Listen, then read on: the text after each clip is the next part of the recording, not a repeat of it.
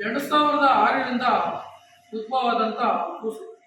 ಈ ಹಿಂದೆ ಮುಖ್ಯಮಂತ್ರಿಗಳಾಗಿದ್ದ ಮಾಜಿ ಮುಖ್ಯಮಂತ್ರಿಗಳು ಕೇಂದ್ರ ಸಚಿವರಾದ ಕುಮಾರಸ್ವಾಮಿ ಅವರು ಅಂದಿನ ದಿನ ಹೊರಡಿಸಿದ ಅಧಿಸೂಚನೆ, ಅದರ ಮುಂದುವರೆದ ಭಾಗ ಇಂದಿನ ಸರ್ಕಾರವು ಸಂಸ್ಕಾರಗೊಳಿಸುತ್ತಿದೆ. ಈ ಹಿಂದೆ ಮುಖ್ಯಮಂತ್ರಿಗಳಾಗಿ ಸಿದ್ದರಾಮಯ್ಯ ಅವರು, ಯಡಿಯೂರಪ್ಪರವರು, ಸದಾನಂದ ಗೌಡರು, ಜಗದೀಶ್ ಶೆಟ್ಟರು, ಬಸವರಾಜ ಬೊಮ್ಮಾಯಿ ಆದಿಯಾಗಿ ಎಲ್ಲರೂ ಬಂದವರು. 2018ರಲ್ಲಿ ಮತ್ತೆ ಕುಮಾರಣ್ಣ ಮುಖ್ಯಮಂತ್ರಿ ಆದಾಗ ಈಗ ಮಾಧ್ಯಮದ ಮುಂದೆ ಹೇಳ್ತಿರುವ ನಮ್ಮ ಸ್ನೇಹಿತರು ಅಂದಿನ ದಿನ ಇದರ ಬಗ್ಗೆ ಯಾಕೆ ಹೋರಾಟ ಮಾಡಲಿಲ್ಲ?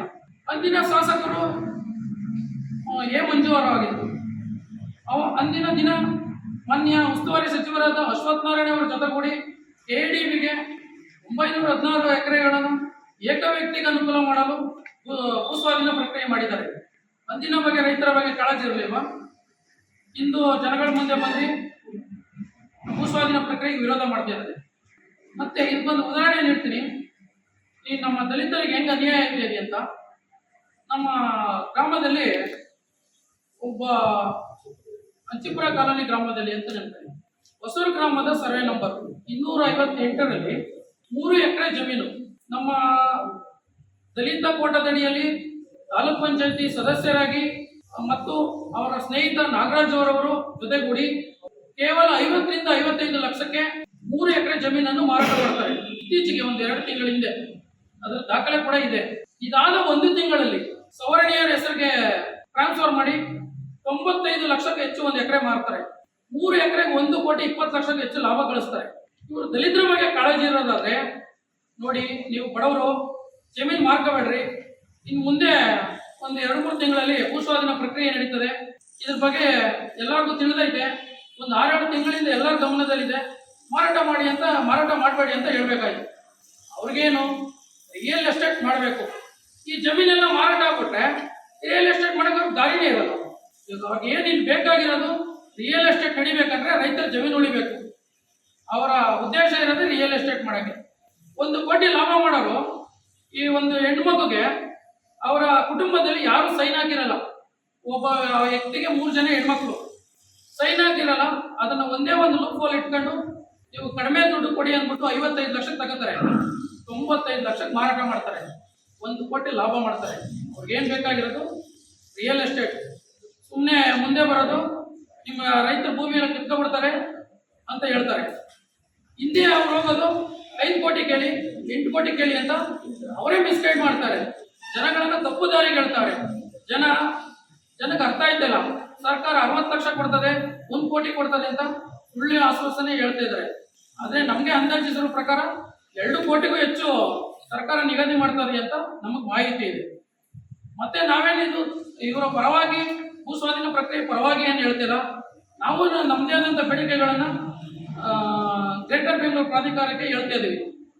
ಅತಿ ಸಣ್ಣ ರೈತರು 5ರಿಂದ 10 ಕುಂಟೆ ಜಮೀನನ್ನು ಕಳ್ಕೊಂಡಂತ ರೈತರಿಗೆ ಭೂಸ್ವಾಧೀನ ಪ್ರಕ್ರಿಯೆಯಲ್ಲಿ ಸರಿಸಮಾನವಾದ ಮೊತ್ತವನ್ನು ನಿಗದಿ ಮಾಡಿ 30 ಅಥವಾ 30ರಿಂದ 40 ಅಡಿ ಚದರ ಅಡಿ 1200 ಸ್ಕ್ವೇರ್ ಫೀಟ್ಗೆ ಉಚಿತವಾಗಿ ಒಂದು ನಿವೇಶನ ಕೊಡಿ. ದಲಿತ ಮಕ್ಕಳ ವಿದ್ಯಾಭ್ಯಾಸಕ್ಕೆ ಅನುಗುಣವಾಗಿ ಇಂಡಸ್ಟ್ರಿಯಲ್ ಡೆವಲಪ್ ಆದಂಥ ಸಂದರ್ಭದಲ್ಲಿ ಮೀಸಲಾತಿ ಅನ್ವಯ ಅವ್ರಿಗೆ ಉದ್ಯೋಗಾವಕಾಶ ಕಲ್ಪಿಸಿಕೊಡಿ, ಉಚಿತವಾಗಿ ವಸತಿ ಕೊಡಿ. ಇದೆಲ್ಲ ನಮ್ಮದು ಕೂಡ ಬೇಡಿಕೆ ಇದೆ. ನಂತರ ಈ ಹಿಂದೆ ಮೊನ್ನೆ ಮಾತಾಡಿದಂಥ ವ್ಯಕ್ತಿಗಳಿಗೆ ಗಮನಕ್ಕೆ ತರ ಬಯಸ್ತೀನಿ ಏನಂದ್ರೆ, ನಮ್ಮ ಋಷ್ಮಾವತಿ ಕೆರೆಯಿಂದ ನೀರು ಕಲುಷಿತಗೊಂಡು ಅಂತರ್ಜಲನೇ ಕಲುಷಿತಗೊಂಡಿದೆ. ಈಗ 5 ಗಂಟೆ ಆಯ್ತು ಅಂದ್ರೆ ನಾವು ವಾಸ ಮಾಡೋಕೆ ಕಷ್ಟ. ಸೊಳ್ಳೆಗಳು ಕಚ್ಚಿಸ್ಕೊಂಡು ಇವರೇನೋ ರಿಯಲ್ ಎಸ್ಟೇಟ್ ಮಾಡ್ತಾರೆ, ಬೆಂಗಳೂರು ನಗರದಲ್ಲಿ ಹೋಗಿ ವಾಸ ಮಾಡ್ತಾರೆ. ಒಂದಿನ ರಾತ್ರಿ ಬಂದು ಕರೆಂಟ್ ಹೋದ ಸಂದರ್ಭದಲ್ಲಿ 1 ಅರ್ಧ ಗಂಟೆ ವಾಸ ಮಾಡಿದ್ರೆ ಇಲ್ಲಿನ ಸುತ್ತಮುತ್ತಲಿನ ಪರಿಸ್ಥಿತಿ ಗೊತ್ತಾಗುತ್ತೆ. ಇಂಥ ಪರಿಸ್ಥಿತಿಯಲ್ಲಿ ಗ್ರೇಟರ್ ಬೆಂಗಳೂರು ಪ್ರಾಧಿಕಾರವು ಕೂಡ ಋಷ್ಮಾವತಿ ಕೆರೆಯನ್ನು ಪುನಶ್ಚೇತನಗೊಂಡು ಅಭಿವೃದ್ಧಿ ಮಾಡಬೇಕು ಅಂತ ಈ ಯೋಜನೆಗಳಲ್ಲಿ ಅವರು ಆಗ್ರಹ ಮಾಡ್ತೀವಿ. ಮತ್ತೆ ಈ ಋಷ್ಮಾವತಿ ಕೆರೆಯಿಂದ ರೈತರಿಗೆ ಅನಾನುಕೂಲ ರೀತಿ ಆಗದಂತೆ ಮತ್ತು ಹೈನುಗಾರಿಕೆಗೆ ಕೆಲವೊಂದು ಪ್ರದೇಶವನ್ನು ನಿಗದಿ ಮಾಡಬೇಕು ಈ ಭೂಸ್ವಾಧೀನ ಪ್ರಕ್ರಿಯೆಯಲ್ಲೇನೆ. ಯಾಕಂದ್ರೆ ಈ ಭಾಗದಲ್ಲಿ ಹೈನುಗಾರಿಕೆ ಅತಿ ಹೆಚ್ಚು ಇರೋದ್ರಿಂದ ಸರ್ಕಾರದಿಂದ ಉಚಿತವಾಗಿ ಜಮೀನನ್ನು ಸರ್ಕಾರಿ ಗೋಮಾಳ ಅಂತ ಈಗ ಏನಿದೆಯೋ ಅದನ್ನೆಲ್ಲ ಕನ್ಸಿಡರ್ ಮಾಡಿ ಆಯಾ ಪ್ರದೇಶ ಅನುಗುಣವಾಗಿ ಸ್ವಲ್ಪ ಜಮೀನನ್ನು ಅವಕಾಶ ಮಾಡಿಕೊಟ್ರೆ ರೈತರು ಹೈನುಗಾರಿಕೆ ಮಾಡ್ಕೊತಾರೆ ಅಂತ ಈ ಮೂಲಕ ಆಗ್ರಹ ಮಾಡ್ತಿದ್ದೀನಿ. 2% ದಲಿತರು ಈ ಪ್ರದೇಶದಲ್ಲಿ ವಾಸ ಮಾಡ್ತಾ ಇದ್ದಾರೆ.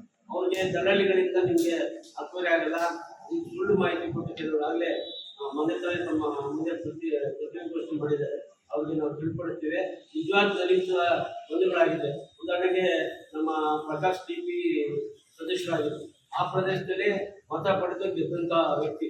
ಅಂಥವರೇ ಅವ್ರಿಗೆ ನೀವೇನು ಎಷ್ಟು ಇರಲಿ ಇದನ್ನು ನಿಲ್ಲಿಸಬೇಕು ಅಂತ ಒಂದು ಕಡೆ ಹೇಳ್ತಾರೆ, ಒಂದು ಕಡೆ ಹೆಚ್ಚಿಗೆ ಹಣ ಕೊಡಲಿ ಅಂತ ಇನ್ನೊಂದು ಕಡೆ ಹೇಳ್ತಾರೆ. ಇವಾಗಲಿಂದ ಅದನ್ನು ದಯಮಾಡಿ ಇಂಥ ನಿಜವಾಗ್ಲೂ ದಲಿತರಿಗೆ ಬೆಂಬಲ ನೀಡೋದಾದ್ರೆ ನೀವು ದಯಮಾಡಿ ಇಂಥ ಗೊತ್ತಿರ್ತದೆ ಎದುರಿಸಿ ರೈತರಿಗೆ ಅಗ್ರಿಮೆಂಟ್ ಹಾಕೊಳ್ಳೋದು ಅಂತ ಮಾಡಬಾರ್ದು ಅಂತ ಇನ್ನೂ ಅವ್ರಿಗೆ ತಿಳ್ಕೊಳ್ತೀವಿ.